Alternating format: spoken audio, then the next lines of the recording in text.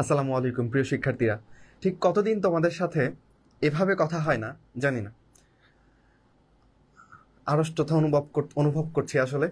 আম, আবেগের বহিঃপ্রকাশ ঠিক কথাই বুঝাতে পারবো কিনা জানি না। তবে নতুন দেশের জন্যই বলছি, নতুন ভাবে প্রাপ্ত দেশে দাঁড়িয়ে তোমাদেরকে প্রথমে স্বাগতম জানাতে চাই আমাদের রোড টু ডিএমসির পক্ষ থেকে।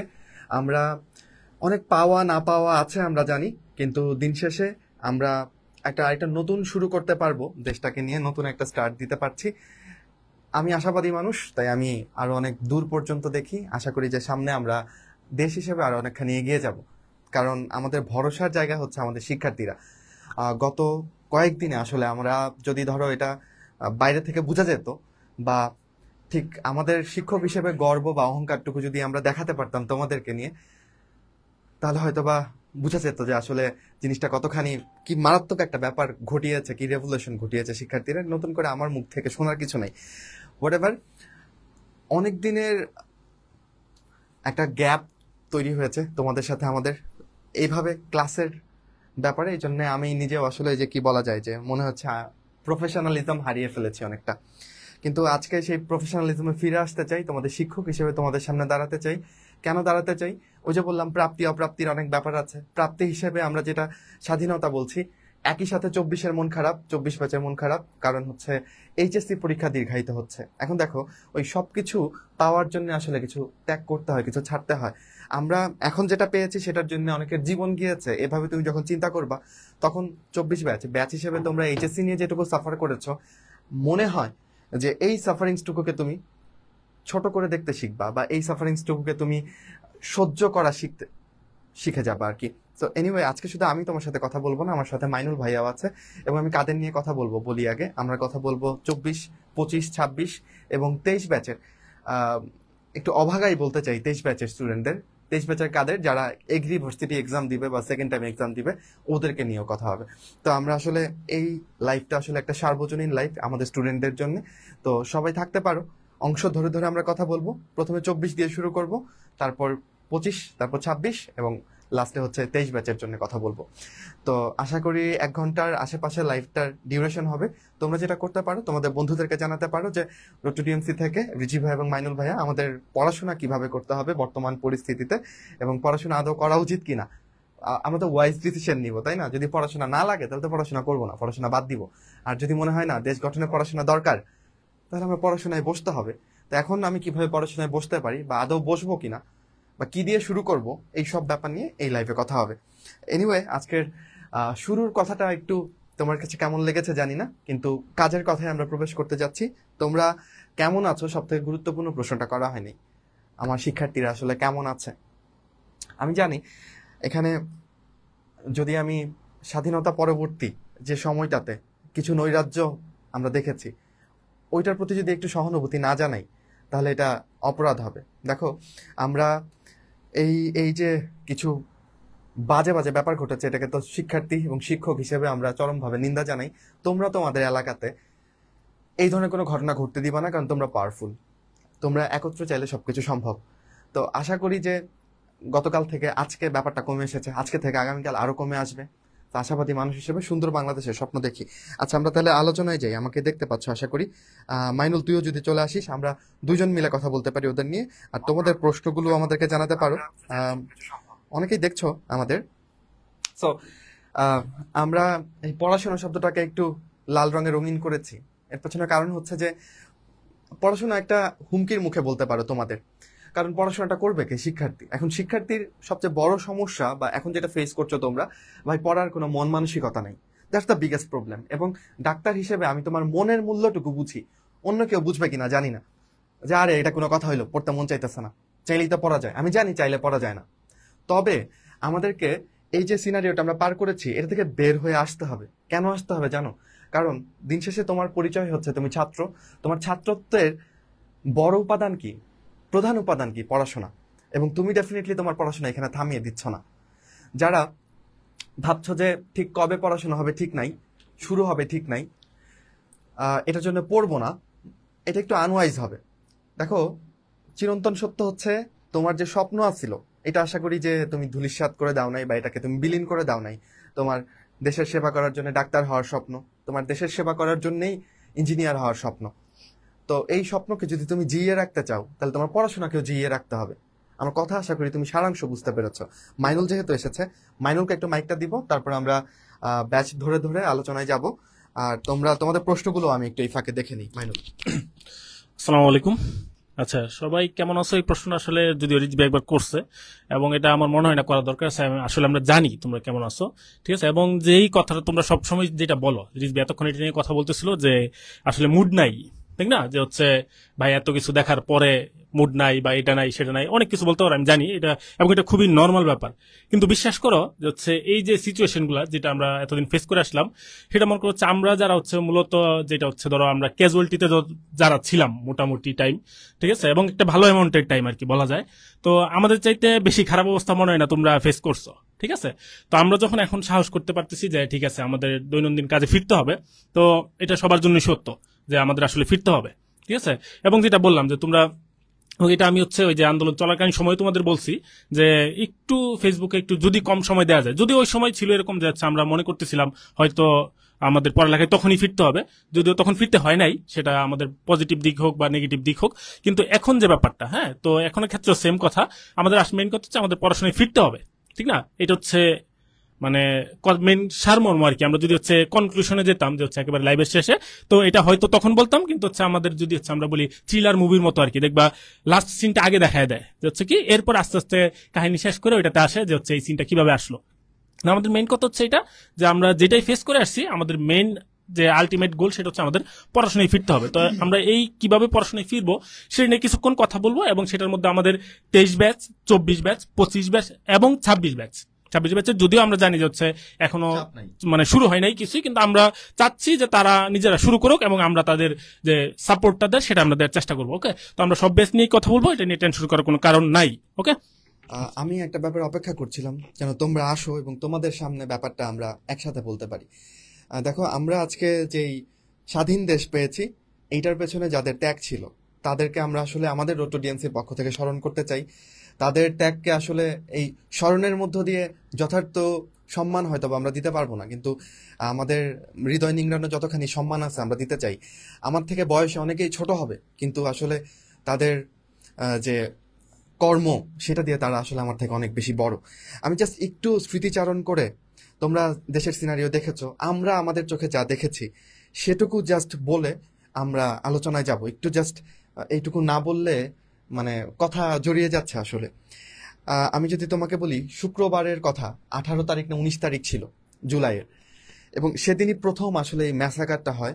এবং আমি এবং মাইনুল দুইজন তখন ঢাকায় ছিলাম, অন্তর ভাই, সাদি ভাই তখন ঢাকার বাইরে ছিল। আমাদের ইন্টার্ন ছোট ভাইরা ওরা ফোন দিছে, ভাই হসপিটালে প্রচুর ক্যাজুয়ালিটির কেস, তো প্লিজ আসেন এবং এটার সাথে একটু আচ্ছা, এটা রিজবি চাইতে আমি একটু ভালো বলতে পারবো। আমি ওদের এপ্রিসিয়েট করে আমি একটা পোস্টও দিব। আমি হচ্ছে এটা করতেছি, সে কাদের এপ্রিসিয়েট, সেটা হচ্ছে আমাদের জুনিয়রদের আর কি। হ্যাঁ, তো আমাদের তো ইন্টার্নশিপ আসলে শেষ হয়ে গেছে অনেকদিন হলো, তো আমরা সাধারণত হাসপাতালে মানে ঢাকা মেডিকেল কলেজে আমরা তেমন রেগুলার না আর কি। হ্যাঁ, তো 75 যে ব্যাচটা, আমরা তো 74 ব্যাচের, তো ওরা এখন হচ্ছে হাসপাতালে নিয়মিত। তো ওদের হচ্ছে আগের দিনও আমরা গিয়ে আসছিলাম, তোমরা হয়তো দেখছো যে হচ্ছে পোস্টে, যে আমি রিজবি আগের দিনও গেলাম, যে হচ্ছে ক্যাজুয়ালিটিতে অনেকক্ষণ ছিলাম, যতটুকু হেল্প করার চেষ্টা করেছি। এরপরে আসার পরে আমরা হচ্ছে ওদের জানাই দিয়ে আসছিলাম যে হচ্ছে তোরা যেহেতু হসপিটাল আসিস, যখন দরকার লাগে আমাদের একটু ফোন দিয়ে জানাইস। ওকে, তো তোমরা চিনো সবাই যে হচ্ছে হামিম, ঠিক আছে, তো হচ্ছে আব্দুল হামিম, যে ও হচ্ছে তখন হসপিটালে আর কি। তো ওকে হচ্ছে আমি ফোন দিয়ে জানাইলাম যে হচ্ছে এরকম যদি হয়, দুপুরে গিয়ে আসছি একবার, তো বিকেলে ফোন দিয়ে জানালাম আর কি যে যদি দরকার লাগে আমাকে জানাইস, আমরা আসি হলে। তো সন্ধ্যার দিকে কল দিল আবার যে ভাই এখন একটু অবস্থা খারাপ, চলে আসেন। তো আমি সাথে সাথে রিজবিকে কল দিলাম, এবং তোমার রিজবি ভাই কিন্তু তখন হচ্ছে সাথে সাথে তো রাজি হয়েছেই, এবং তার হচ্ছে তার ব্যাচমেট হচ্ছে তার ওয়াইফ, ঠিক আছে, আমারও ব্যাচমেট, সে বলতেছে আমি কি তারও নিয়ে আসবো কিনা। ওকে, কারণ যেহেতু ক্যাজুয়ালিটি বেশি। ওকে, তো আমি বললাম তো আপাতত নিয়ে আসার দরকার নেই, আগে আমরা যাই হসপিটাল, তারপরে দেখি যে কি অবস্থা। তো হসপিটালে গেলাম, তো ক্যাজুয়ালিটির যে অবস্থাটা ছিল, একটু আমি 2 মিনিট জাস্ট স্মৃতিচারণ করতেছি আর কি। হ্যাঁ, তো ক্যাজুয়ালিটিতে যে অবস্থা ছিল, আসলে ডাক্তারেরও দাঁড়ানোর জায়গা নাই, রুগীদেরও দাঁড়ানোর জায়গা নাই। তো আমরা সিনিয়রদের 2-একজনকে জিজ্ঞেস করলাম যে ভাই এখানে কাজ করার সুযোগ আছে কিনা। বলছে না, এখানে আসলে কাজ করার মতো সুযোগ নাই, তোমরা আশেপাশে কোনো জায়গায় হেল্প করার সুযোগ থাকলে ওইটা করো। তো যাওয়ার পর হচ্ছে আমাদের একটা ক্লাব ছিল, তোমরা জানো কিনা, যে সন্ধানী, যেটা হচ্ছে আমরা ব্লাড ডোনেশন নিয়ে কাজ করতাম আর কি। তো ওইখানে গিয়ে দেখি 75 আরেকটা জুনিয়র নাইম, সে হচ্ছে একজন মাত্র যে হচ্ছে সন্ধানী যে কর্মচারী, ওনাকে নিয়ে কাজ করতেছে। তো আমরা হচ্ছে ওই জায়গাতে কাজ করা শুরু করলাম, এবং হচ্ছে মধ্যরাত পর্যন্ত যতক্ষণ হচ্ছে কাজ করা যায় আর কি, হ্যাঁ, কারফিউ সময় পর্যন্ত আর কি, হ্যাঁ, প্রথম দিন। তো ততক্ষণ পর্যন্ত আমরা কাজ করলাম, এবং এটাতে আসলে সবচেয়ে বেশি যাদের হচ্ছে ধন্যবাদ দেওয়া উচিত সেটা হচ্ছে আশেপাশের এলাকাবাসী। ঠিক আছে, ওই দিন তুমি বিশ্বাস করবা না যে 16 থেকে 17 বছরের মানুষ, ঠিক আছে, ওরা পর্যন্ত চলে আসছে ব্লাড দিতে। ঠিক আছে, মানে ফ্রি ব্লাড ডোনেশন। এমনিতে কিন্তু তুমি দেখবো একটা পোস্ট দিচ্ছ বা একজনকে, ধর আমি রিজবিকে বললাম দোস্ত ব্লাড দিতে চল, সে দেখবা বলতেছে দোস্ত আমার তো শরীর খারাপ হচ্ছে, আমি ওর বলতেছি না, ওর কথা বলছি, মানে আশেপাশে যেটা হয় আর কি। ঠিক আছে, যাচ্ছে বলতে গেলে এরকম এক্সকিউজ দেখায় আর কি, যে ভাই ওর সমস্যা, ওই সমস্যা, আমি অ্যান্টিবায়োটিক খাচ্ছি, আমার জ্বর সর্দি কাশি, এরকম ব্লাড দিতে পারবে না। কিন্তু ওই দিন তুমি বিশ্বাস করবা না, শুধু সন্ধানী থেকে আমি পরের দিন হচ্ছে খোঁজ দিলাম যে হচ্ছে আজবুল ভাই নামে যিনি ছিলেন, তো প্রায় মনে হয় 147 ব্যাগের মতো হচ্ছে আমরা ব্লাড কালেক্ট করছিলাম ওই দিন, শুধু সন্ধ্যা থেকে মাঝরাত পর্যন্ত। ঠিক আছে, এবং সাথে হচ্ছে আরেকটা ব্লাড সেন্টার, মানে হচ্ছে কালেকশনের গ্রুপ ছিল আমাদের বাম পাশে, ওইটা বুথ দিয়েছিল, তো হচ্ছে ওরাও কালেকশন করতেছিল। তো ওদের কালেকশন মনে হয় আমাদের চেয়ে আরো বেশি হবে। ঠিক আছে, তো হচ্ছে এরকম ভাবে প্রায় তুমি চিন্তা করো যে হচ্ছে 300, 400 বা 500 মানুষ শুধুমাত্র ফ্রি ব্লাড ডোনেশন করতে চলে আসছিল। এটা আসলে একটা মানে ওদের প্রতি আমাদের যে হিউজ রেসপেক্ট যদি আমরা শোনা করি, এটা আসলে খুবই খারাপ দেখায়। তো অনেক জায়গাতে অনেকজন সাহায্য করছিল, যে এটা থেকে হচ্ছে আমরা মূলত ওইটার একটা আইডিয়া পাচ্ছিলাম আর কি, যে মুক্তিযুদ্ধের আর কি, যে যে যার যার জায়গা থেকে যতটুকু পারে যে সাহায্য করছিল, এটা আর কি। ওকে, আচ্ছা, এটা নিয়ে আমরা আর কথা তেমন মনে হয় না দরকার আছে। আচ্ছা, তুই অ্যাড করতে আমার ব্যাপারটা বলি। ওই দিন আমরা যখন আমি আর মাইনুল রিক্সা করে হসপিটাল আসি, আমরা দেখছি উপর থেকে হেলিকপ্টার উঠতেছে। তো এই হেলিকপ্টার কি কেন উঠতেছে আমরা বুঝি নাই, লাইট মারতেছে, হোয়াট এভার। এরপর রাতে জানতে পারলাম কারফিউ দিয়েছে। আমি আমার বাসায় আমার বাবাকে ফোন করে বললাম যে আজকে আমি হসপিটালে এই অবস্থা দেখেছি, আমার কাছে মনে হয়েছে এখানে ডেথ মিনিমাম হলো 150, মিনিমাম হলো ঢাকা মেডিকেলে 150-র মতো ডেথ হবে। আমি দেখলাম আমার বাবা আমাকে বিশ্বাস করতেছে না, না এইটা হইতে পারে না একটা দেশে। তা আমি চিন্তা করলাম যে এটা আমি কেমনে দেশের মানুষকে বিশ্বাস করাবো, তখন নেট বন্ধ। আমি ভাবলাম যে এইটা তো অগোচরে থাকতে পারে না। আমি নিজে মনে কষ্টে আসলে সেদিন রাতে মানে কি যে একটা ভেতরে ছটফট অনুভূতি তোমার বুঝাইতে পারবো না, যে মানুষগুলো মারা যাচ্ছে, এটার প্রমাণ যদি না থাকে, এটা যদি বাইরে না আসে, তাহলে কেমনে বাঁচবো সারা জীবন এই ক্ষত বুকে নিয়ে। তো এই আর কি। তো আমরা সেই সময় আমরা আমেরিকাতে আমার কিছু বন্ধু আছে, আমার ছোট বোন আছে, আমরা ওদেরকে ফোন করে জানিয়েছি, ওরা সাংবাদিকদের জানিয়েছে, সেখানে সাক্ষাৎকারের ব্যাপারে সামনে অগ্রসর হয়েছে। তো আমরা চেষ্টা করেছি, কিন্তু আমার যে ভয়টা ছিল আল্লাহর রহমতে সেই ভয়টা হয় নাই, মানুষের সামনে সেটা এসেছে। ওই দিন আসলে রাতে গলা ধরে আসতেছে যে নৃশংসতাটা হয়েছে। এনিওয়ে, আমরা তো ওই স্মৃতি আমাদের থাকবে আর কি। আমরা তোমাদের পড়াশোনা নিয়ে কথা বলবো। বর্তমান পরিস্থিতি তোমরা আশা করি বুঝতে পারতেছো, আমার থেকে তোমরা বেশি ফেসবুকে অ্যাক্টিভ, খবর দেখছো, কিন্তু এইখানে শিক্ষক হিসেবে আমার যে অনুরোধ, ফেসবুকে যা দেখবা সব বিশ্বাস করবা না। প্রচুর গাঁজাখড়ি গল্প শুনতে পাই ফেসবুকে, সব গাঁজাখড়ি গল্প বিশ্বাস করবা না। নিজের বুদ্ধি দিয়ে চিন্তা করবা এবং নিজের বুদ্ধিতে চলবা। ছাত্র জনতা যে একটা শক্তিশালী একটা ইউনিটি যে আছে, এটাতে বিশ্বাস রাখবা। কোনো ভুল কিছুতে কখনো মেনে নিবা না, ঠিক আছে? এবং সবার স্বাধীনতার কথা মাথায় রাখবা, কারো স্বাধীনতা যেন হস্তক্ষেপ না হয়। আমরা পড়াশোনার ব্যাপারে ফিরবো। প্রথমে আলোচনা করব হচ্ছে, অনেক মানুষ দেখতেছে আমাদেরকে। আচ্ছা, প্রথমে আলোচনা করব 24 ব্যাচকে নিয়ে। 24 ব্যাচ, তোমাদের প্রশ্নগুলো আমি দেখেছি। আমি একটু কথা বলে মাইনুলকে দিব, আরো প্রশ্ন থাকলে তোমরা করবা। তোমাদের বর্তমান সিচুয়েশন আমি একটু সামারাইজ করি। তোমরা 7টা পরীক্ষা দিয়েছো, তোমাদের এখনো 6টা পরীক্ষা বাকি। এই পরীক্ষাটা ঠিক কবে থেকে শুরু হবে আমরা জানি না, তবে গড়পড়তা আমরা ধরে নিতে পারি 1 মাসের মধ্যে পরীক্ষা শুরু হচ্ছে না। এই 1 মাস আমরা কি করব? প্রশ্নটা আমি মাইনুলের কাছে ছুড়ে দিই, ঠিক আছে? মাইনুল এটার উত্তর দেখ। আমাদের কথার মধ্যে দেখবা তোমার প্রশ্নের উত্তর পেয়ে যাচ্ছ। ধৈর্য ধরে শুনো এবং কিভাবে শুরু করা যায় এটা একটা গাইড নিয়ে যাও এখান থেকে। এই তো। আচ্ছা, এখন রিজবি যে কথা বলো, এবং তোমরাও জানো এই ব্যাপারটা, যে পরীক্ষা যেহেতু হচ্ছে নতুন করে আবার শুরু করতে, নতুন করে বলতে আমি কিন্তু ফার্স্ট থেকে বলতেছি না, তো মানে পরীক্ষার ধাপটা যেহেতু আবার নতুন করে শুরু করবে, এবং সেটার জন্য আমরা আইডিয়া করতেছি আর কি, যে মিনিমাম হয়তো 1 মাস সময় লাগতে পারে। তো এই টাইমটা আমরা কি করব, ঠিক না? এখন সবচেয়ে যে ইম্পর্টেন্ট পয়েন্টটা তোমরা তুলে ধরছো আগের 2-1টা পোস্টে এবং হচ্ছে কমেন্টে, আমরা যেটা দেখছি যে হচ্ছে ভাই আমরা কি এইচএসসির পরে অ্যাডমিশন পর্যন্ত গিয়ে সময় কম পাবো কিনা। ওকে, এটা হচ্ছে একটা খুবই মানে ইম্পর্টেন্ট কোয়েশ্চেন এবং সবচেয়ে আতঙ্কের যে ব্যাপারটা আর কি। হ্যাঁ, তো আমি তোমাদের বলি, তো আমি কিন্তু রিজবির 1 বছর আসলে সিনিয়র, তোমরা জানো কিনা। তো এই সিনিয়রিটির ভিত্তিতে আমি প্রথমবার যে মেডিকেলে যে অ্যাডমিশন টেস্টটা অ্যাটেন্ড করলাম সেটা হচ্ছে 2015 সালে। ওকে, তো 2015 সালে, যদি আমি 10 বছরের মেডিকেল অ্যাডমিশন টেস্টের কথা বলি, 2015 সালে আমরা সবচেয়ে কম সময় পাচ্ছিলাম। ওকে, এবং সেই কম সময়টা ছিল হচ্ছে 2 মাস 17-18 দিনের মতো।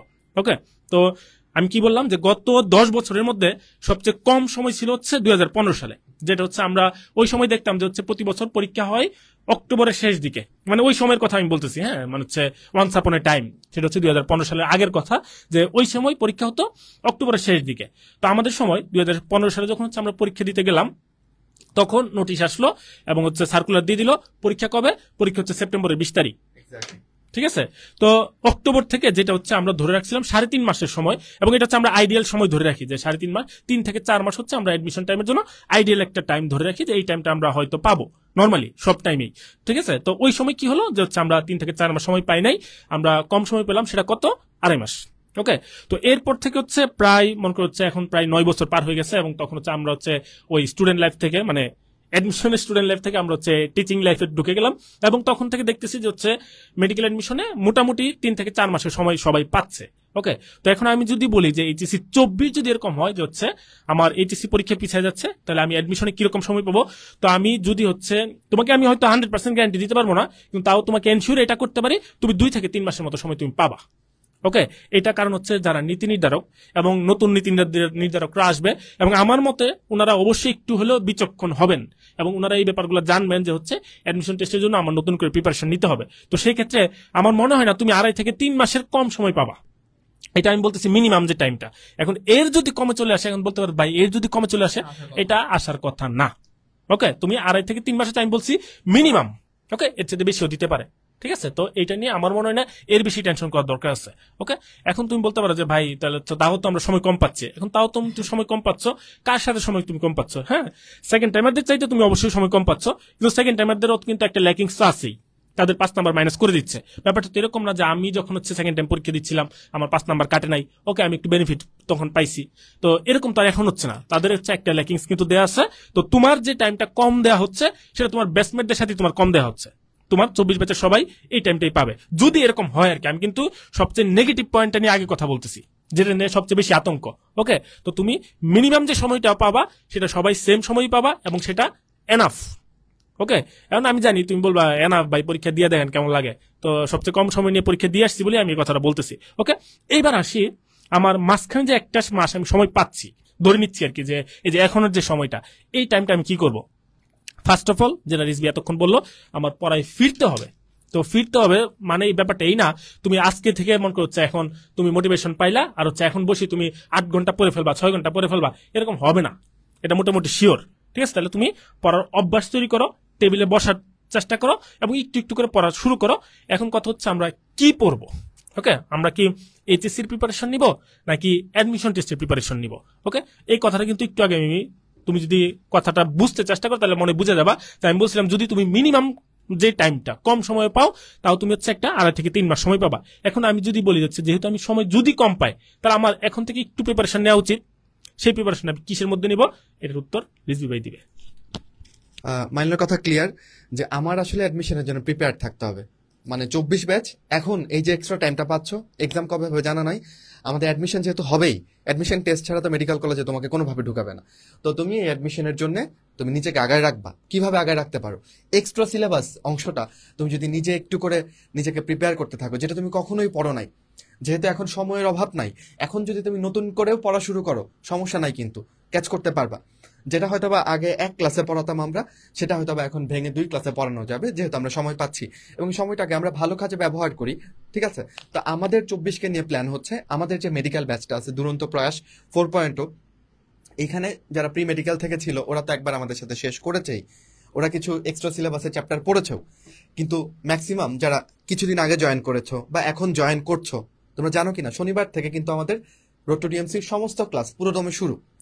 একাডেমিক ব্যাচের, অ্যাডমিশন ব্যাচের সব ব্যাচের ক্লাস শনিবার থেকে শুরু করছি। তো আমরা শনিবার থেকেই কিন্তু 24-এর যারা আমাদের এখানে অ্যাডমিটেড আছে তাদেরকে নিয়ে ক্লাস শুরু করছি। ক্লাসে কি পড়াবো আমরা সিদ্ধান্ত নিয়েছি যতদিন না পর্যন্ত এইচএসসি রুটিন দেয় ততদিন পর্যন্ত আমরা তোমাদেরকে পড়াবো এক্সট্রা সিলেবাস। এক্সট্রা সিলেবাসের কোন পার্ট? এটা বায়োলজি হতে পারে, কেমিস্ট্রি, ফিজিক্স, সবকিছুই, সব মিলিয়েই। এবার কয়েকটা প্রশ্ন দেখেছি যে ভাই জিকে এটা কি করব। সবসময় তোমরা যেখানটাতে সমস্যা আছে, মানে ধরো 95% ভালো, এই ধরো যে এক্সামের যে মান বন্টন, এখানে 90%ই কিন্তু সমস্যা নেই, এখানে কোনো যুক্তি তর্কের জায়গা নেই। 10% যুক্তি তর্কের জায়গা আছে, সেখানেই হাত দিচ্ছি, সেটা নিয়ে প্যানিকড হচ্ছি। মাইনুলকে বলবো যে মাইনুল, জিকে নিয়ে কি করবে, এটা নিয়ে কি এখন প্যানিক হওয়ার দরকার আছে নাকি এখন মানে তুই বল এটা ব্যাপারটা। আচ্ছা, জিকে নিয়ে প্যানিক হওয়ার যে ব্যাপারটা সেটা হচ্ছে, তোমরা জানি কোন জায়গাটা নিয়ে সবচেয়ে বেশি প্যানিক, সেটা হচ্ছে বঙ্গবন্ধুর পার্টটা নিয়ে, সেটাই তো ঠিক না? আচ্ছা, আমি যদি ধরো তুমি গত কয়েক বছরে যদি হচ্ছে প্রশ্ন অ্যানালাইসিস করো, বঙ্গবন্ধু থেকে প্রশ্ন কয়টা আসবে? 2টা, তাই না? এখন বাকি যে পার্টগুলা, হ্যাঁ বাকি পার্ট তো তোমার দেখো হচ্ছে বাংলাদেশের ভৌগোলিক পরিচিতি তুমি পড়তেছো, সংস্কৃতি পড়তেছো, ঐতিহ্য পড়তেছো, তারপর হচ্ছে ভৌগোলিক পরিবেশ পড়তেছো, নদ নদী পড়তেছো। এখন তোমার কি মনে হচ্ছে যে সরকার চেঞ্জ হয়েছে, পদ্মা নদীর নাম কি অন্য কিছু হয়ে যাবে? মেঘনা নদীর দৈর্ঘ্য চেঞ্জ হয়ে যাবে? তোমার যমুনা নদীর গভীরতা চেঞ্জ হয়ে যাবে? নাকি পদ্মা সেতুর দৈর্ঘ্য চেঞ্জ হয়ে যাবে? এরকম হবে? এরকম তো হবে না, ঠিক না? চেঞ্জ হবে কোন পার্টটা? একটা নির্দিষ্ট পোর্শন। তো তুমি এই পোর্শনটা বাদ দিয়ে বাকিটা পরে আগে রাখো, এটা তো আমার কোনো সমস্যা আমি দেখতেছি না। হ্যাঁ, আমি জানি এখন তুমি বলবা যে না ভাই অনেক বড় সমস্যা, সমস্যাটা তুমি কতটুকু বড় হিসেবে দেখতেছো, এটা হচ্ছে মেইন পার্ট। ওকে, তোমার বাকি যে পার্টগুলা, এবং আমি দেখো হচ্ছে আমি কিন্তু সেকেন্ড টাইমের যে মেইন গ্রুপটাতে আমরা ওই জায়গাতে রেগুলার পড়া দিতাম, তো আমি এটা হচ্ছে 1-2 দিনের মধ্যে, আজকে বা কালকের মধ্যে আমি সেটাও শুরু করবো। তো ওই জায়গায় তো আমি কিন্তু সাধারণ জ্ঞান পড়াবো। ওকে, সাধারণ পড়াও দিব, কোন পার্টটা বাদ দিয়ে পড়া দিব? জাস্ট ওই পার্টটা যেটা চেঞ্জ হওয়ার আমার চান্স আছে, বাকি পার্ট তো আমার পড়তে কোনো সমস্যা নাই। ওকে, এখন বারবার হচ্ছে অনেকে কমেন্ট করতেছে ভাই এইচএসসির পড়া চালু রাখবো নাকি শর্ট সিলেবাসের পড়া? রিজবি কিন্তু একবার বলে ফেলছে, আমি আবারও বলতেছি, রিজবি হয়তো আবারও বলবে, সেটা হচ্ছে আমরা রুটিন দেওয়ার আগ পর্যন্ত আমরা চালু রাখবো হচ্ছে এক্সট্রা সিলেবাসের পড়া, শর্ট সিলেবাসের বাইরের পড়া, যেটা আমরা আগে কোনোদিন পড়ি নাই। হয়তো অনেকে পড়ে থাকতে পারো, সেটা তাদেরকে ওয়েলকাম। আর যারা আমরা পড়ি নাই, তো আমরা হচ্ছে এক্সট্রা সিলেবাসের পড়াটা আমরা এখন একটু আগায় রাখবো, যেন যদি এরকম হয় যে আমি এইচএসসির পরে অ্যাডমিশন টেস্টের জন্য যদি কম সময় পাই, সেটা যেন এটাই ব্যাকআপ দিতে পারে। আমার কথা বুঝতে পারছো? এরপর আমি দেখবো হচ্ছে এইচএসসি রুটিন যদি তখন দিয়ে দেয়, এইচএসসি রুটিন আসলো, তারপরে আমি দেখবো যে হচ্ছে কতদিন পরে দিল।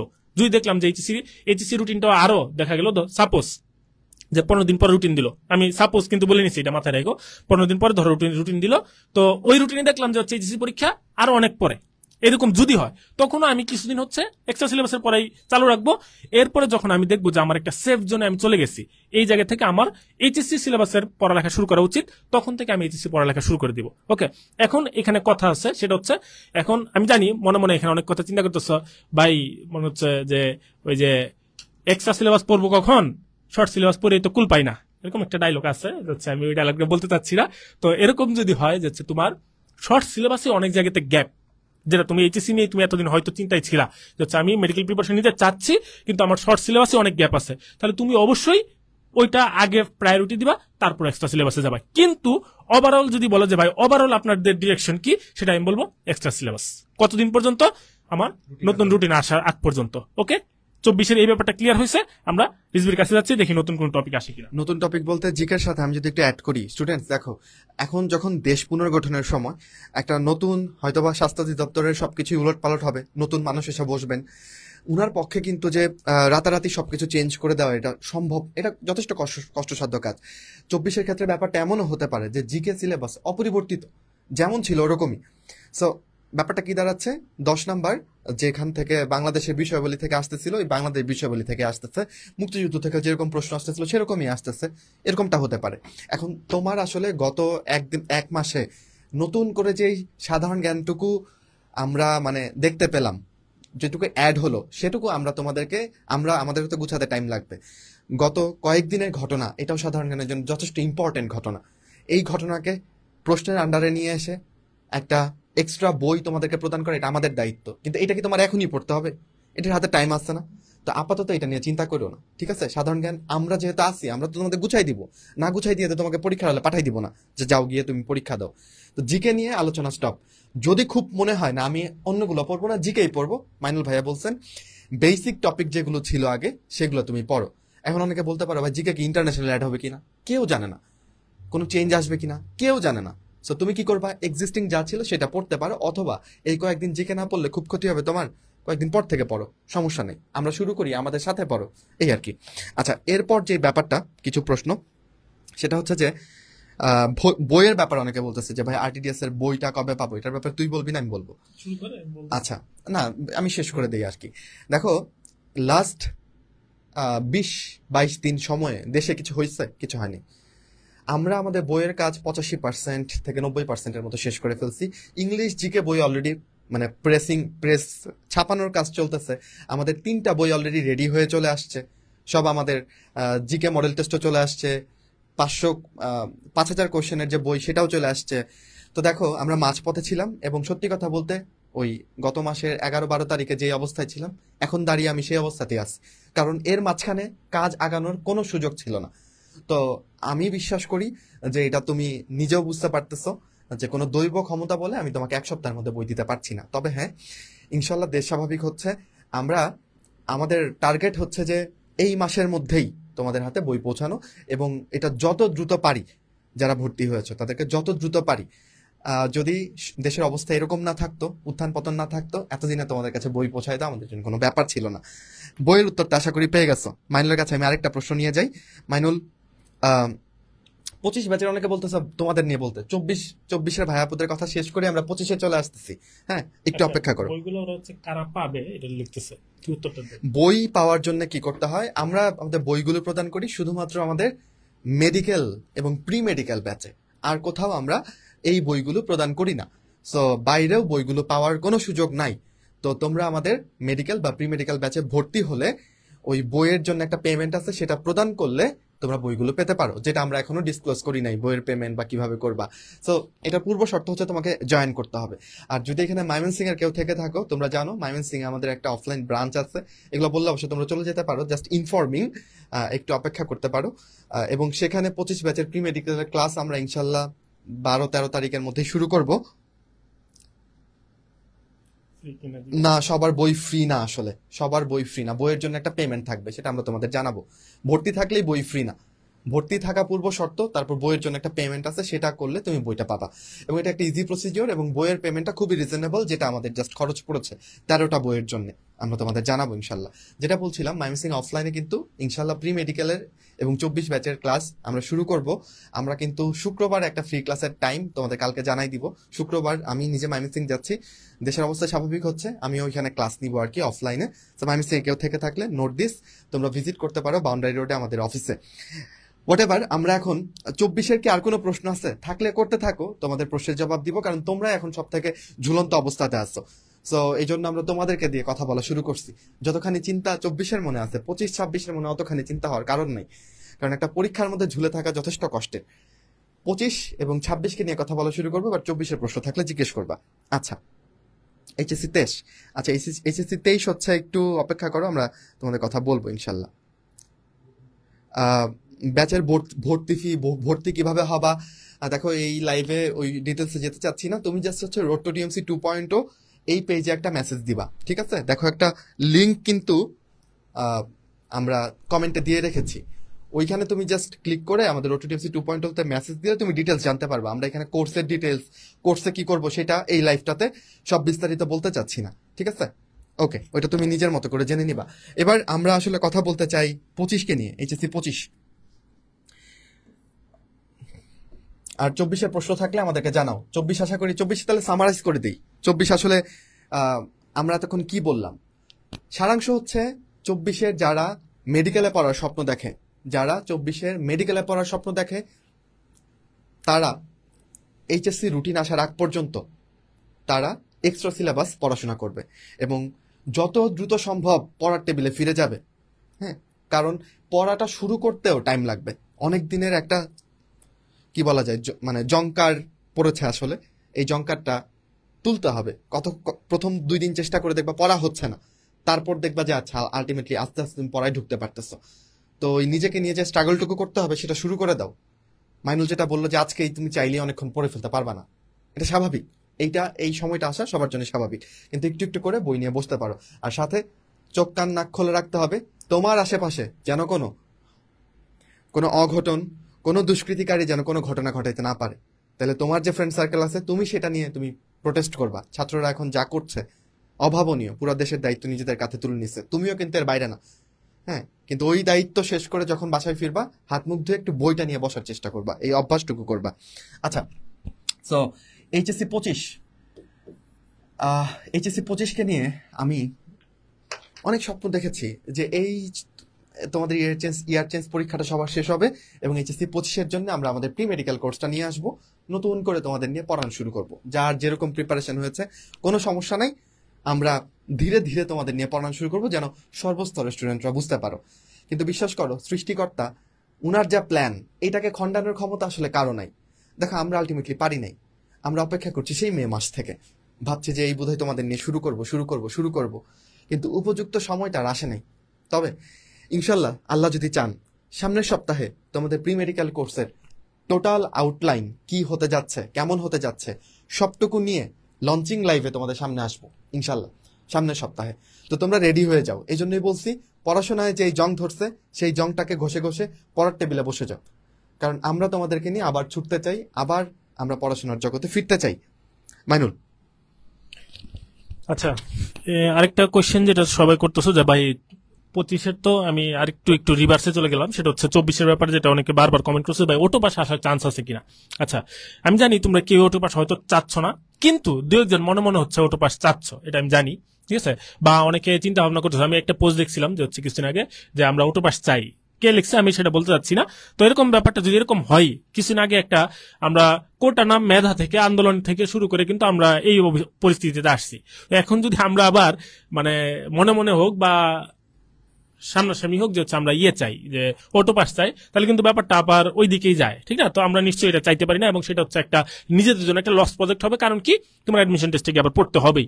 এখন আসি, এটা হচ্ছে আমাদের দিকগুলো বললাম যে অটো পাস হওয়ার চান্স আছে কিনা। আমি বলবো সেটার চান্স অবশ্যই অনেক অনেক অনেক পরিমাণে কম, ঠিক আছে। যেহেতু ওনারা হচ্ছে পরীক্ষা স্থগিত করছে এবং হচ্ছে বলছে পরবর্তীতে রুটিন দেওয়া হবে, তার মানে অবশ্যই পরীক্ষা হবে, আমরা ধরে নিতে পারি। তো তুমি ওই হিসেবে আগাও এবং পরীক্ষার প্রিপারেশন তো নিবা, কিন্তু কিভাবে নিবা সেটা আমরা ডিটেলস বলে আসছি। ওকে, আমার মনে হয় এই ব্যাপারে কথা শেষ। ওকে, এবার আসি হচ্ছে 25 ব্যাপারে। 23 ব্যাপারে আমরা কথা বলবো, অনেকে কমেন্ট করতেছো, 23 ব্যাপারে আসতেছি, ওয়েট করো। 25-এর ব্যাপারে যে কথাটা রিজভি হয়তো শুরু করছিল, যে আমাদের 25 ব্যাচের পরীক্ষাটা আমরা গত মানে হচ্ছে আন্দোলনের আগ পর্যন্ত আমরা ধরে রাখছিলাম যে হচ্ছে সামনের বছর এপ্রিলে পরীক্ষা হতে পারে, ঠিক আছে। তো এখন যদি আমরা দেখি যে সার্বিক অবস্থা হিসেব করে, তো হয়তো 24-এর মানে 25-এর এপ্রিলে হওয়ার চান্স কম ধরতে পারি। তো আমরা যদি এটা আর একটু পিছাই, যে যেহেতু এইচএসসি 24-এরটা 1-1.5 মাসের মতো পিছাইছে, তো আমরা যদি ওইটা হিসাব করি যে হচ্ছে 25-এরটাও ধরলাম 1-1.5 মাস পিছাচ্ছে, আমি ধরলাম মে বা জুন। ওকে, তো মে বা জুন হলে তুমি একটু টাইম পাচ্ছ এই জায়গায়। কিন্তু তুমি যদি এরকম না হয় যে সরকার চাইলো যে এরকম যে না, আমরা এইচএসসি 24 যে ভুক্তভোগী হয়েছে এইটুকুই থাক, আমরা অন্য কোনো ব্যাচকে এরকম হচ্ছে লেংদি করতে চাচ্ছি না, তখন হয়তো কিরকম হবে আমি জানি না। এই ব্যাপারে তাহলে আমি কি করতে পারি, তুমি অবশ্যই চিন্তা ভাবনা করবা যে আমার চিন্তা ভাবনা আগে ছিল বা আমার সিদ্ধান্ত আগে ছিল আমি 24-এর জন্য প্রিপারেশন নিব, সরি এপ্রিলের জন্য প্রিপারেশন নিব, তো আমি এপ্রিল পরীক্ষা হবে এই চিন্তা ভাবনা ধরে আগাবো, ঠিক আছে। তো আমার পরীক্ষা এপ্রিলে হবে এই চিন্তা করে তুমি হচ্ছে প্রিপারেশন নিতে থাকো। প্রিপারেশন নেওয়ার জন্য কি করতে হবে, সেম আগের মতো কথা, যে আমার পড়াশোনায় ফিরতে হবে। ফিরার জন্য কি করতে হবে, তুমি পড়াশোনায় আগে টেবিলে বসো, একটু বই খাতা উল্টাও, ঠিক আছে, একটা অভ্যাসে পরিণত করো, তারপর আস্তে আস্তে স্পিড আপ করো। প্রথম দিন এই চিন্তা করার কোনো দরকার নাই যে আমি প্রথম দিন পরে উল্টায় ফেলবো, এরকম চিন্তা করার কোনো দরকার নাই। তুমি টেবিলে ফিরো, তারপর আস্তে আস্তে তুমি স্পিড আপ করো। এখন তুমি বলতে পারো ভাই আমাদের অবস্থাটা বুঝবেন না, অবশ্যই বুঝতেছি, কারণ আমরাও এখনো স্টুডেন্ট, ঠিক আছে। হয়তো আমি বেস্ট লাইফের স্টুডেন্ট না, কিন্তু আমরা এখনো স্টুডেন্ট। ওকে, ওই দিক থেকে আমাদের নিজেদের পড়ালেখা আছে এবং আমরাও চেষ্টা করতেছি পড়ালেখায় ফেরার জন্য। সেটার জন্য আমরা কি করতেছি, দিনের একটা নির্দিষ্ট টাইম বা রাতের একটা নির্দিষ্ট টাইম টেবিলে বসতে চেষ্টা করতেছি, বসে বইটা উল্টাইতেছি, কি পড়বো কি না পড়বো একটা রুটিন করতেছি। ওকে, তারপরে হয়তো পড়ার চেষ্টা করতেছি, হয়তো মনোযোগ আসতেছে, হয়তো আসতেছে না, এবং মোস্ট প্রবাবলি সবারই যেটা হয় মনোযোগ আসতেছে না, আসবে না স্বাভাবিক, কিন্তু তুমি একটু চেষ্টা করতে থাকো, অবশ্যই আসবে। তুমি তো এতদিন পড়ছো না, এতদিন পড়ালেখা করছো, তো 12 বছর তুমি পড়ালেখা করছো, তো মনোযোগ অনেক টাইমে আসবে না, অনেক টাইমে আসবে, এটাই স্বাভাবিক, ঠিক আছে। তাহলে তোমার ক্ষেত্রে কি কথা, 25 ব্যাচ তুমি এপ্রিলে পরীক্ষা হবে এই চিন্তা করে আগাবা, ওই চিন্তা ভাবনা নিয়েই তুমি হচ্ছে প্রিপারেশন নেওয়া শুরু করবা। এরপর তুমি হচ্ছে এক্সট্রা টাইম যদি পাও সেটা তোমার প্লাস পয়েন্ট। ওকে, তো আমি প্লাস পয়েন্ট নিয়ে এখনই হচ্ছে আমার লাফানোর কোনো কারণ নাই, ঠিক আছে। তুমি মেইনলি যে পয়েন্টটা সেটা নিয়ে আগাও। ওকে, রিজভি ব্যাপারে যা অ্যাড করো একটু শোনো। আচ্ছা, প্রেশার নেওয়ার কিছু নাই। 25 ব্যাচ শোনো, সব শুরুর জন্য একটা মোটিভেশন দরকার হয়। আমি তোমাদের বলবো, তোমাদের যাদের ড্রিম মেডিকেল, যে ভাই আমি মেডিকেলে পড়তে চাই 25 ব্যাচের, তোমরা এই অ্যাটলিস্ট এই মোটিভেশনটা পাওয়ার জন্য তুমি প্রি মেডিকেল ব্যাচে জয়েন করতে পারো। একটা নতুন কোর্স শুরু হলে একটা নতুন উদ্দীপনা কিন্তু আমাদের শরীরে থাকে, তাই না? সো এই যে পড়াশোনা হচ্ছে না, কেউ চাপ দিচ্ছে না, প্রেশারটা পাচ্ছি না, তাই পড়তে পারছি না, এই অনুভবটা থেকে বের হয়ে আসার জন্য, এই চাপটা ফিল করার জন্য তুমি প্রি মেডিকেল ব্যাচে জয়েন করবা। তোমার পড়াশোনা যতটুকুই হয়, তোমার বাসা যদি ময়মনসিংহ হয় তাহলে অফলাইনে জয়েন করবা, আর সারা বাংলাদেশের যে কোনো জায়গায় হলে তুমি অনলাইনে জয়েন করবা প্রি মেডিকেল ব্যাচে। এইটা প্রি মেডিকেল ব্যাচ সম্পর্কে তুমি কখন জানতে পারবা? ইনশাল্লাহ সৃষ্টিকর্তা যদি সহায় হন, আগামী সপ্তাহে আমরা লঞ্চিং লাইভ করব। কবে করবো এটা আমি জানাবো অবশ্যই, আগামী সপ্তাহের যে কোনো দিন। সেদিন থেকেই তোমরা ভর্তি হতে পারবা এবং তার কিছুদিন পর ক্লাস শুরু হবে ইনশাল্লাহ। ঠিক আছে, গেল? আচ্ছা, আর এখন নিজের মতো করে আগাতে থাকো। নিজের মতো করে কিভাবে আগাবা? কলেজ কবে কি করবে, কলেজে কবে পুরোদমে পড়া শুরু হবে, প্রাইভেট গুলো কবে শুরু হবে, এটার দিকে না তাকিয়ে তুমি দুইটা ওয়েতে আগাইতে পারো। একটা হচ্ছে তোমার পুরনো যে পড়াগুলো, যেই পড়াগুলো তোমার পুরনো পড়া বলবো না, মানে পুরনো ইয়ারে, ফার্স্ট ইয়ারে যে গ্যাপগুলো তোমার রয়ে গেছে, সেগুলো তুমি একটু কাভারের দিকে যেতে পারো, সেগুলো একটু পড়ে ক্লিয়ারের দিকে যেতে পারো। যা পড়বা তাই কমবে, মাথায় রাখবা কথাটা। সেকেন্ডলি, তোমার সামনে সেকেন্ড ইয়ারে যে চ্যাপ্টারগুলো আছে, তোমারও তো একটা প্রি টেস্টে বসতে হবে, তোমারও তো একটা টেস্ট এক্সামে বসতে হবে, চ্যাপ্টারগুলো তো তুমি পড়তে হবে। আমার কিন্তু প্রত্যেক ব্যাচের জন্য প্রথম প্রাথমিকভাবে ডিরেকশন একটাই থাকে যে প্রি টেস্টের আগে সিলেবাস শেষ করব। তো প্রি টেস্টের আগে সিলেবাস শেষ করতে হলে তোমাকে চ্যাপ্টারগুলো শেষ করতে হবে না, পড়তে হবে না, এগুলো পড়া শুরু করো। কিভাবে শুরু করব? নিজের মতো করে শুরু করো, ইউটিউবে ফ্রি ক্লাস দেখে শুরু করো, কোনো সমস্যা নেই, বাট পড়তে বসি চলো। ঠিক আছে, বুঝা গেছে ব্যাপারটা? আচ্ছা, ওকে। আচ্ছা, এবার যদি আমরা তাহলে 25 আমাদের পড়া শুরু করতে হবে, ঠিক আছে? এবং প্রি মেডিকেল কোর্সের দিকে তাকায় থাকো, আসলেই জয়েন করে ফেলবা, আমি বলতেছি। ওকে, আমরা একটু 26-এর জন্য কথা বলি। আচ্ছা, 26 আগে আমি 23 নিয়ে একটু কথা বলতে ফেলি। 23-এর নিয়ে কথা বলবি? আচ্ছা ঠিক আছে, তোমরা থাকতে পারো, এমন না যে আমরা এরপর আর 25 নিয়ে কথা বলবো না, এরপর আর 24 নিয়ে কথা বলবো না। আচ্ছা মাইনুল, একজন আমাকে বলছিল ভাই ইংরেজি কিভাবে পড়বো, আমি জানি না ও আছে কিনা, অনেকক্ষণ আগের একটা কমেন্ট আমি পরে দেখতে পেলাম।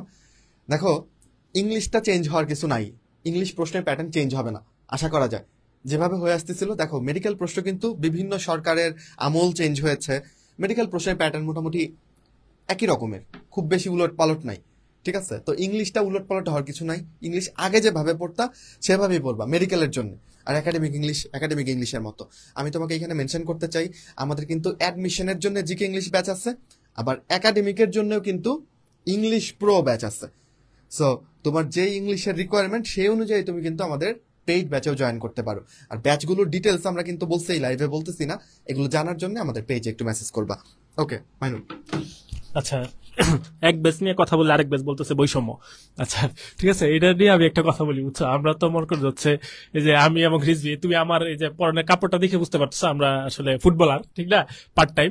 তো ফুটবল খেলার সময় গত কিছুদিন আগের একটা কাহিনী, সেটা হচ্ছে আমার এক ব্যাচ জুনিয়র, সে হচ্ছে মনে করে যাচ্ছে আমরা ধরো অ্যাটাক করতেছি আর কি, আমি একটু গল্প করতেছি আর কি, 1 মিনিট, অনেকদিন তো গল্প করা হয় না। হ্যাঁ, তো উঠার সময় মনে করছে অ্যাটাকে যাচ্ছি আমরা, তো রিজভি ম্যাচে ছিল কিনা আমার মনে নাই।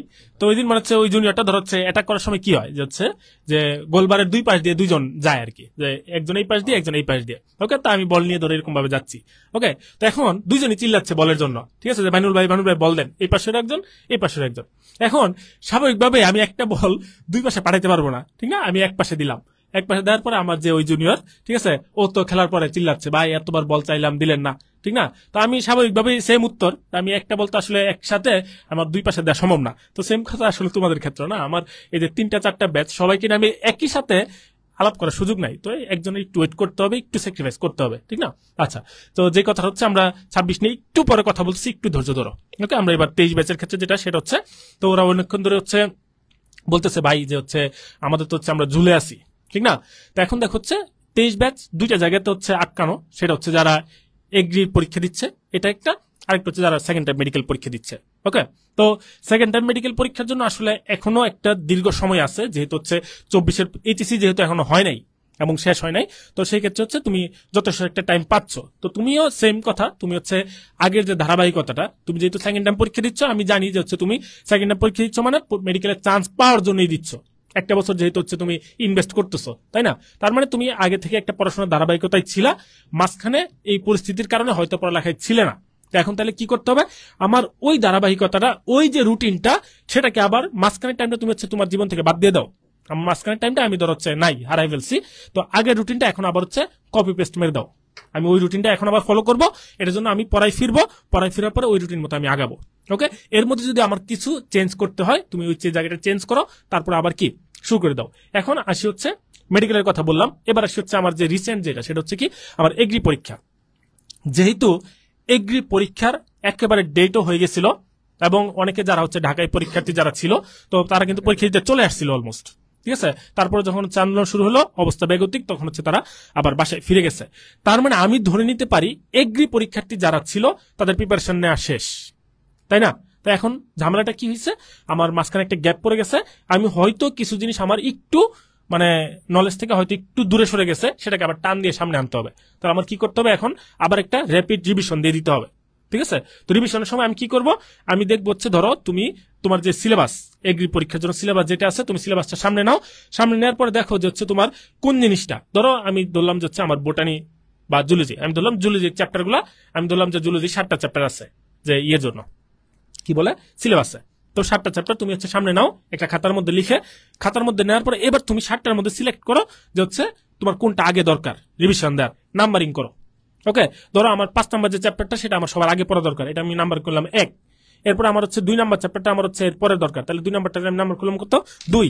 এরপর 7 নাম্বারটা পড়া দরকার, তাহলে আমি 7 নাম্বারটা নাম্বারিং করবো কত 3।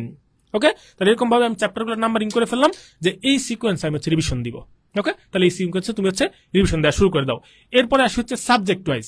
তো আমার তো বায়োলজি ক্ষেত্রে 2টা আছে, ফিজিক্সের ক্ষেত্রে আছে, কেমিস্ট্রির ক্ষেত্রে। সাবজেক্টগুলোকে তুমি এরকম নাম্বারিং করে ফেলো যে আমার কোনটাকে আগে রিভিশন দেওয়া উচিত। যদি কেমিস্ট্রি সেকেন্ড পেপারকে আমার আগে ধরো রিভিশন দেওয়া উচিত, তাহলে এটাকে আমি নাম্বারিং করে ফেলবো 1, এটাকে আমার সবার আগে রিভিশন দিতে হবে। ওকে, তো এরকম ভাবে তুমি নাম্বারিং করে ফেলে তুমি এই জিনিসটাকে আবার একটা র্যাপিড রিভিশন দিয়ে নলেজগুলোকে একটু ঝালাই করে ফেলো, ঠিক আছে।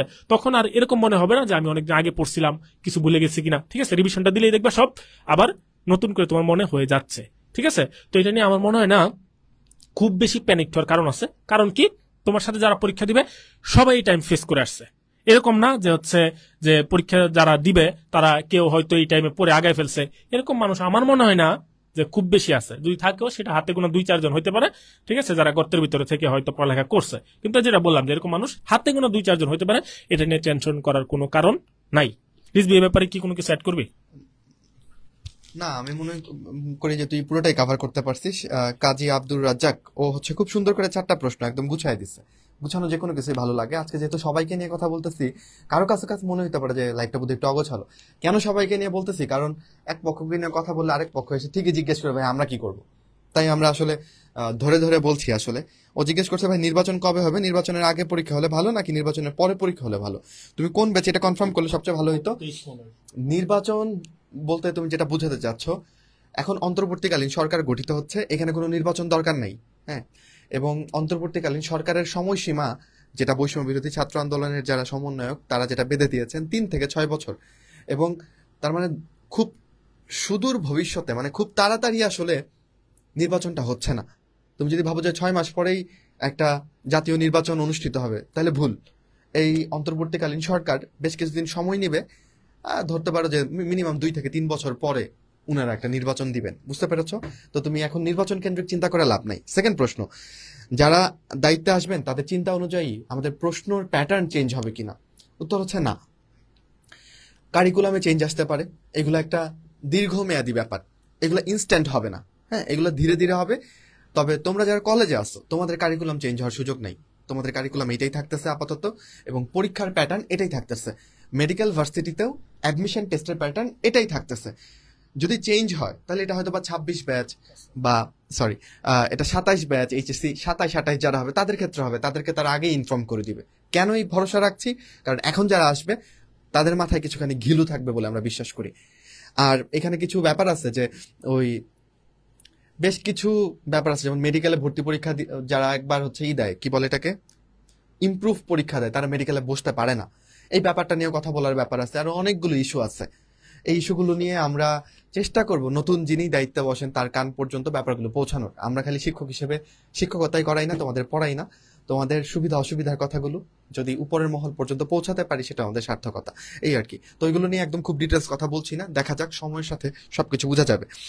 সেকেন্ড টাইমারদের 10 মার্ক কাটা যাবে অথবা সেকেন্ড টাইম পরীক্ষা দেওয়া যাবে না, এরকম সিদ্ধান্ত আসতে পারে কিনা। এরকম সিদ্ধান্ত আসার কোনো সম্ভাবনা পুরো বাংলাদেশে নাই। মানে আগামী ভবিষ্যতে নাই। কেন নাই জানো?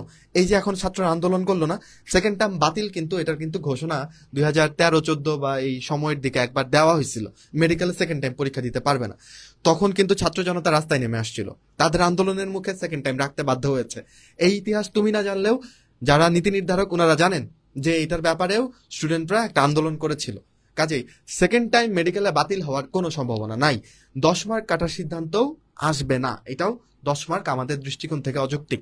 তো যেটা আছে এটাই ধরে নাও। নতুন সরকার আসলে প্রশ্ন ফাঁস হওয়ার সম্ভাবনা কতটুকু, এটা তোমার কে মাথায় দিচ্ছে যে নতুন সরকার আসলে প্রশ্ন ফাঁস হবে? নতুন সরকার আমরা কেন নিয়ে আসতেছি?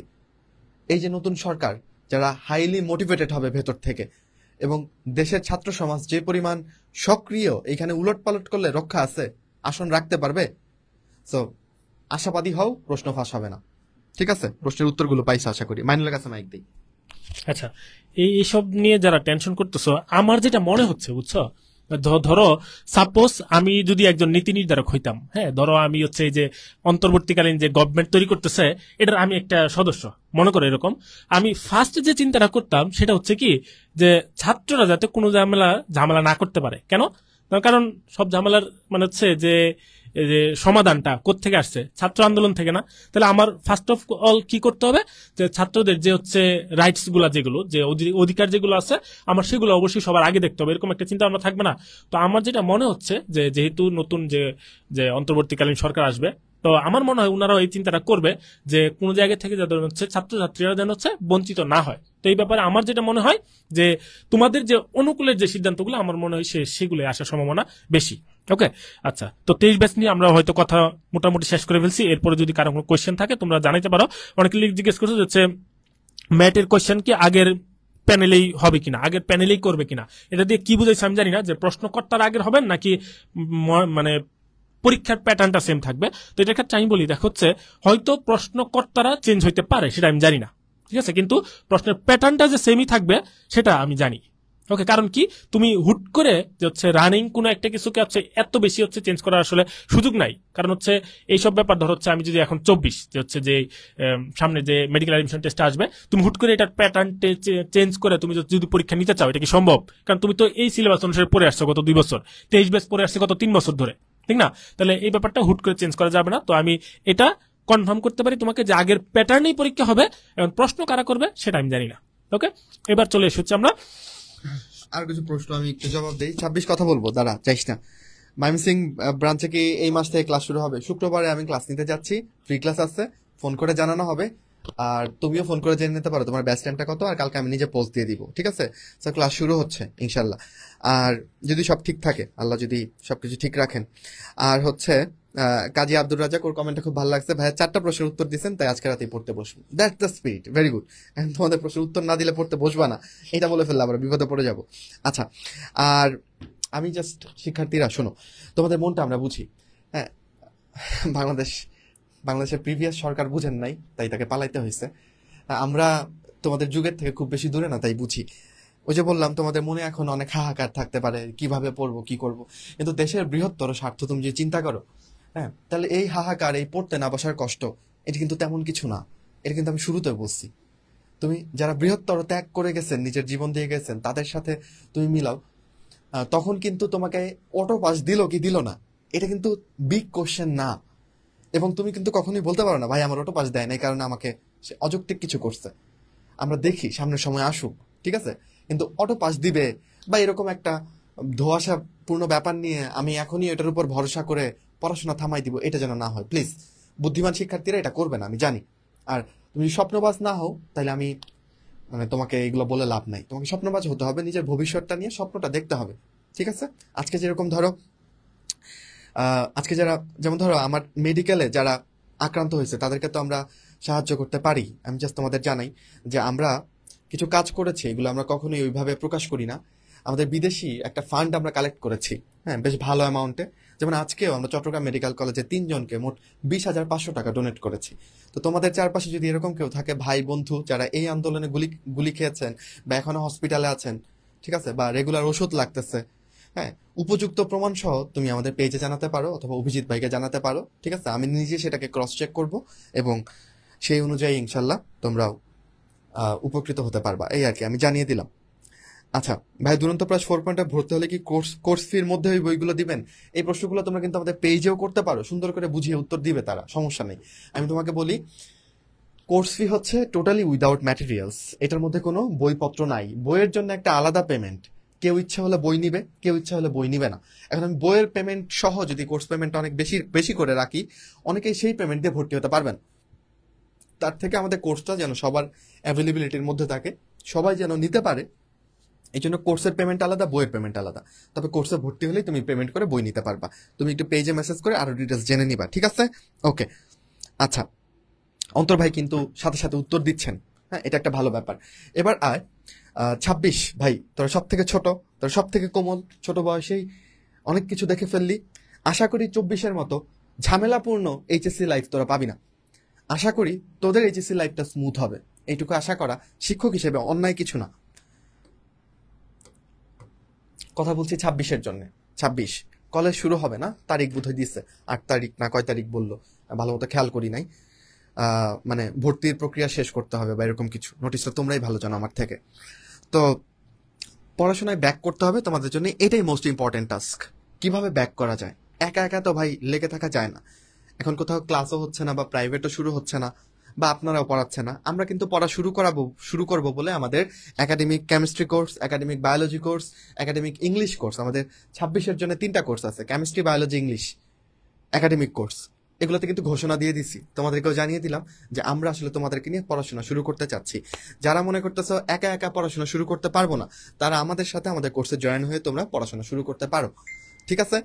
আর 26-এর জন্য কিন্তু আরো একটা অপরচুনিটি আছে, তোমরা চাইলে আমাদের ইউটিউবে চলে যেতে পারো, শুধু 26 না, যে কোনো ব্যাচের জন্য আমাদের রোটোডিয়ামসি ইউটিউব চ্যানেলে গিয়ে তুমি যে কোনো একটা চ্যাপ্টার, শুরুর দিকের চ্যাপ্টার, যেমন তোমাদের জন্য কিন্তু আমরা এই গন্ডগোলের আগে আমরা কিন্তু প্রাণীর বিভিন্ন তল শ্রেণীবিন্যাস চ্যাপ্টারটা আমি এবং সাদি ভাইয়া মিলে 3টা ক্লাসে পড়িয়েছিলাম।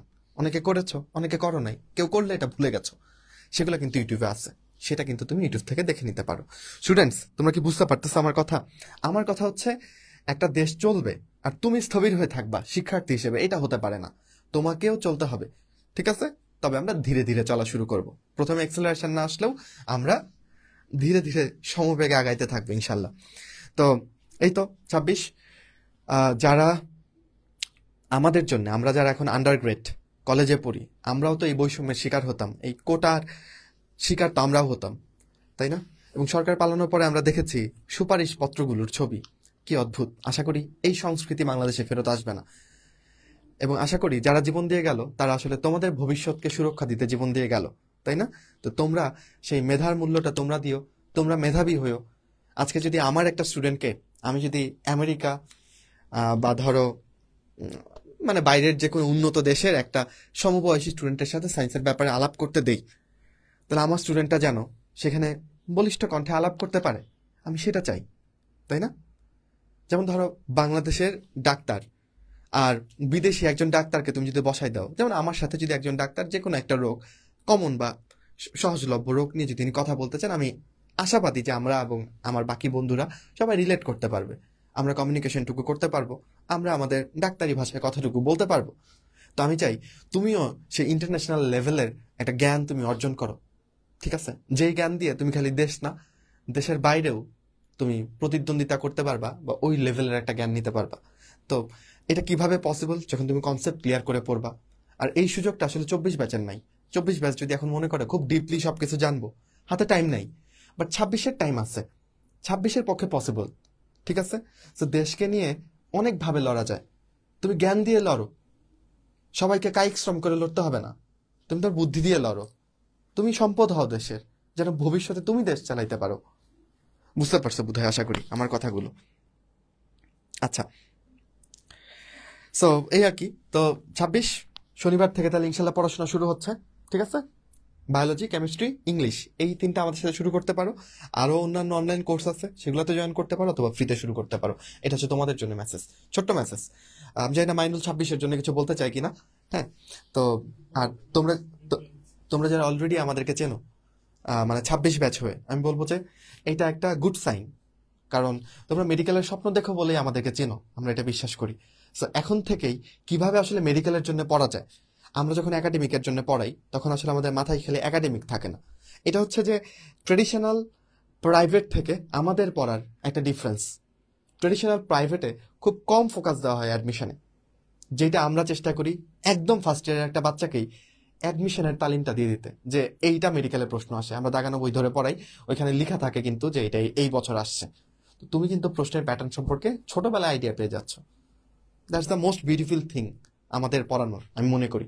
হ্যাঁ, আর এটার ব্যাপারে কেন যেন আমাদের স্যার ম্যাডামরা যারা কলেজে পড়ান ওনারা একটু উদাসীন, ওনারা শুধু এ প্লাসের দিকে নজর দিয়ে পড়ান, দুঃখজনক হলেও সত্য ম্যাক্সিমাম ক্ষেত্রে। তো পড়াটা তোমার, জীবনটা তোমার, আগে হোক পরে হোক তোমাকেই পড়তে হবে, তাই পড়াটা আমরা ভালো মতন শুরু করি। আর ছোট অনেকে যদি থেকে থাকো আমাদের স্কুল কলেজের, একই কথা তোমাদের জন্য, তোমরা তোমাদের বইগুলো পড়তে থাকো। আমি ছোটদের জন্য কোনো কিছু কাজ করতে চাই, বাট এই কাজটা ওই যে রিসেন্ট ঘটনায় থমকে গেল। আমি ওদের জন্য ক্লাস 9-এর যে জিনতত্ত্ব বিবর্তন এই টাইপের একটা চ্যাপ্টার আছে অষ্টম অধ্যায়, সেটার উপর একটা ক্লাস নিয়েছি।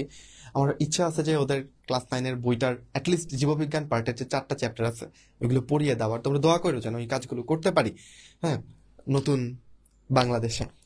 এই আর 24-এর কোনো কোর্স আছে? কোর্স ফি কত? আচ্ছা, তো কোর্সের ব্যাপারে তোমরা যেহেতু জিজ্ঞেস করছো, কোর্স হচ্ছে সব ব্যাচেরই আছে। কার কোর্স আছে, কি কোর্স আছে, কত টাকা পেমেন্ট, সবগুলো তুমি রোড টু ডিএমসি 2.0 পেজে যদি মেসেজ করো তাহলে তুমি ডিটেলস জানতে পারবা। তবুও আমি তোমার সহজ উত্তর দিয়ে দেই। 24-এর জন্য আমাদের এখন আসলে মেডিকেল যে কোর্সটা সেটা আছে, যেটার ক্লাসও আমরা শুরু করে দিব ইনশাল্লাহ, এক্সট্রা সিলেবাসের পার্ট। তাহলে এইটা কি আপনি পরে পড়াবেন না? আমাদের অবশ্যই ইচ্ছা থাকবে এইচএসসির পরেও এই ক্লাসগুলো যে হবে সেগুলো আবার নেওয়ার। ঠিক আছে, দেখা যাক কতখানি সময় পাই, সেটার উপর ডিপেন্ড করবে অনেক কিছু। আর ময়মনসিংহের যদি কেউ থেকে থাকো, তোমার বিগেস্ট অপরচুনিটি হচ্ছে আমাদের ক্লাস অফলাইনে করার। সো বাউন্ডারি রোডে আমাদের ব্রাঞ্চ ভিজিট করে আসতে পারো, ডিটেলস জেনে আসতে পারো। ঠিক আছে, আচ্ছা, এবার তোমাদের প্রশ্নের জবাব দিই। ভাই, মেডিকেলের অ্যাডমিশনে কি 30%-এর ভিত্তিতে আগে? না, মেডিকেলে এইভাবে কোটা ছিল না। মেডিকেলে আমার ব্যাচে 200 জনের মধ্যে ঢাকা মেডিকেলে 200 জন চান্স পেত, 3 জন মুক্তিযোদ্ধা কোটায় চান্স পেত, বুঝছো? এই সংখ্যাটা এখন বোধ হয় 250 জনের মধ্যে 250 জন চান্স পাইতো ঢাকা মেডিকেলে। এখন 4-5 জন ছিল বোধ হয় লাস্ট ইয়ারে, এরকম ছিল, 4 জন বা 5 জন ছিল। তো দেখা যাক, এটা ইন ফিউচার এটা বোধ হয় 0 হয়ে যেতে পারে, হ্যাঁ, বা এটার কি ব্যবস্থা করবে জানি না। তবে কোটার ব্যাপারটা মেডিকেল অ্যাডমিশন টেস্টে ওইভাবে ইম্প্যাক্ট ফেলতো না।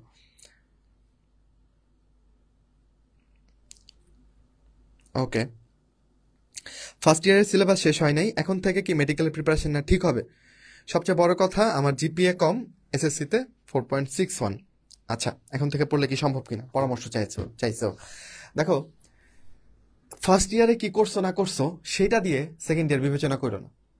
সেকেন্ড ইয়ারে তোমাকে আরো এক্সট্রা পড়াশোনা করতে হবে, তাই না? ফার্স্ট ইয়ারে যেহেতু কম পড়ছো, সুতরাং এখন ধুমায় পড়তে হবে, এবং পড়লে সম্ভব, না পড়লে সম্ভব না। আমরা এই উত্তরটা এভাবেই দেই, এই প্রশ্নটা আজকে করছো বলে তোমার পক্ষে সম্ভব। এই প্রশ্নটা যদি তুমি টেস্ট পরীক্ষার পরে করো, এইচএসসির সময় করো, যে আমার দিকে এখন সম্ভব কিনা, তখন আমাদের বলতে কষ্ট হবে যে না, হয়তোবা আগে যেভাবে সম্ভব ছিল ওইভাবে সম্ভব না। তাহলে অবশ্যই সম্ভব। এবং তোমার এসএসসিতে যে জিপিএ, এটার জন্য তোমার কত কাটা যাবে? অল্প কাটা যাবে। এইচএসসিতে যদি A+ পাও তাহলে সম্ভব, হ্যাঁ। এবং তোমার পড়াশোনার লেভেল যেখানেই থাকুক না কেন, আমি তোমাকে ইন্সপায়ার করছি প্রি মেডিকেল ব্যাচে জয়েন করার জন্য, অনলাইনে বা অফলাইনে। ঠিক আছে, ময়মনসিংহ হইলে অফলাইনে, এমনিতে হইলে অনলাইনে। কেন করবা? কারণ এইখানে আমরা তোমাদেরকে ওইভাবেই পড়াবো। আমি জানি যে তুমি আসলে চ্যাপ্টারগুলো আগে পড়ো নাই, এরকমও চ্যাপ্টার আছে। তা আমি চাইলেই ওইটা তোমাকে মেডিকেল স্টাইলে পড়াবো না, ওইটা থেকে একটু স্লো স্টাইলে পড়াবো। তো এটা আমাদের উপর ছেড়ে দাও, বাট আমাদের সাথে তোমার আসলে পড়াটা হয়ে যাবে। তুমি খালি এই প্রতিজ্ঞা করে থাকবা, আমরা অবশ্যই আমাদের প্রথম ক্লাসে তোমাদেরকে নিয়ে শপথ করাই। যেমন কালকে হচ্ছে আমাদের অন্তর্বর্তীকালীন সরকার ইনশাল্লাহ শপথ গ্রহণ করবেন, আমরাও কিন্তু প্রত্যেকটা কোর্সে শুরুতে তোমাদেরকে নিয়ে শপথ করাই। শপথটা হচ্ছে এটা যে ভাইয়াদের প্রত্যেকটা ক্লাসে থাকবো, কথাগুলো শুনবো, প্রত্যেকটা পরীক্ষা দিব। কষ্ট হবে আমার, হয়তো আবার লাইভ ক্লাস করতে পারবো না, রেকর্ড হলেও করব। এভাবেই শপথ করাই। দুঃখজনক হলেও সত্য, অধিকাংশ স্টুডেন্ট শপথ রাখতে পারে না। তো শপথ রাখতে না জানলে আসলে লক্ষ্য অর্জন হবে না। কোনো কিছুই তো সহজ না, সহজ না। সো তোমার স্বপ্ন অর্জন আসলে সহজ না, এটার জন্য খাটতে হবে, ঘাম জড়াতে হবে, পরিশ্রম করতে হবে, হাসতে হবে, কাঁদতে হবে, অনেক অনুভূতির উঠানামা থাকবে, এগুলো নিয়েই চলতে হবে। আমরা তো আছি তোমাদের মেন্টাল সাপোর্টের জন্য, তাই না? আমরা যখন কথা বলি, আমার কথাগুলো শুনবা, তোমার সময়টা আমি নিজে পার করে আসছি, তো আমি তো আমার নিজের মধ্যেই তো তোমাকে দেখতে পাই। আমি যখন তোমার মতো ছিলাম তখন আমার কেমন লাগতো। তো তোমার অনুভূতিগুলোর মূল্য অন্য কারোর কাছে না থাকুক, আমাদের কাছে আছে। তো আমাদেরকে জানাবা, যতখানি পারি আমরা তোমাদের রিচ করব, তোমাদের নিয়ে কথা বলবো। হ্যাঁ, এই আর কি। ওকে, আচ্ছা। এই রাফিন বলতেছে মাইমিং আরটিডিএস এর অফলাইনে আছে। আচ্ছা, ভেরি গুড। এইচএস 24 ব্যাচের প্রি মেডিকেল কোর্স জলদি আনবো। আমাদেরকে একটু গুছানোর টাইম দাও, আমরাও তো মানুষ, আমাদেরকে নর্মাল হইতে হবে, তাই না? তো যে নর্মাল হচ্ছে, আস্তে আস্তে তোমাদের সাথে কথা বলতেছি। আমরা তো একটা ঘোরে ছিলাম, ধোঁয়াশায় ছিলাম। আমার মা আমাকে প্রত্যেক দিন একটা কথাই বলতো যে তুই মাইমিং চলে আয় আর ফেসবুকে পোস্ট একটু কম দিস। হ্যাঁ, এটা ছিল একটা কমন ব্যাপার। আমি বুঝাইতাম না, সমস্যা নেই, যেহেতু তোমরা জানো আমাদের প্রিয় কিছু শিক্ষকদের আসলে ধরে নিয়ে গেছেন, এবং এরপর যে কোনো মায়ের মনেই আসলে দুশ্চিন্তা আসবে। হ্যাঁ, আসবেই, স্বাভাবিক, বাঙালি মা। তো আলহামদুলিল্লাহ তেমন কিছু হয় নাই, আমার ভয়ই লাগে নাই আসলে। মনে হয়েছে যে কেউ আমাকে ধরতে নিতে আসবে। তো যদি ইয়াসিন ভাই, শুভ ভাই, ফাজ আর উনারা যদি এটা বরণ করতে পারে, তা আমিও গেলাম ওদের সাথে গল্প করলাম।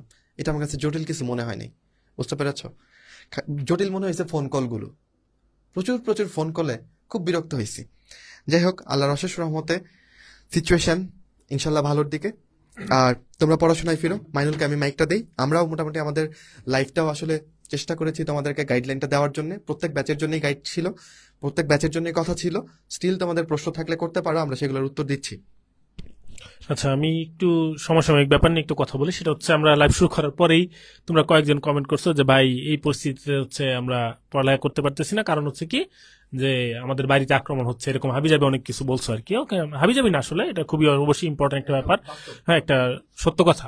ওকে, তো তুমি ব্যাপারটা দেখো হচ্ছে, যারা এই জিনিসগুলো বুঝে যে হচ্ছে কে কার সাথে সম্পর্ক কিরকম হওয়া উচিত বা কিরকম রাখা উচিত, কিভাবে চলা উচিত, তাদের কিন্তু আসলে এইসব ব্যাপার নিয়ে আসলে সমস্যা নাই। তো বুঝতে পারতেছো যে এইসব যারা করতেছে এখন বর্তমান পরিস্থিতিতে, হ্যাঁ, তারা অবশ্যই যে দুষ্কৃতিকারী, এটা তো কোনো সন্দেহের অবকাশ নাই, ঠিক না? তো এটা নিয়ে হচ্ছে এখন আমি হচ্ছে ওই দিন যখন একটা পোস্ট করলাম যে হচ্ছে এরকম যেন না হয়, তো একজন কমেন্ট করছে আপনারা কিছু করতেছেন না কেন, বা আপনারাই তো উস্কাই দিচ্ছেন। কমেন্টটা দেখে আসলে খুব খারাপ লাগছে, কারণ এই ব্যাপারটা নিয়ে বলতেছি।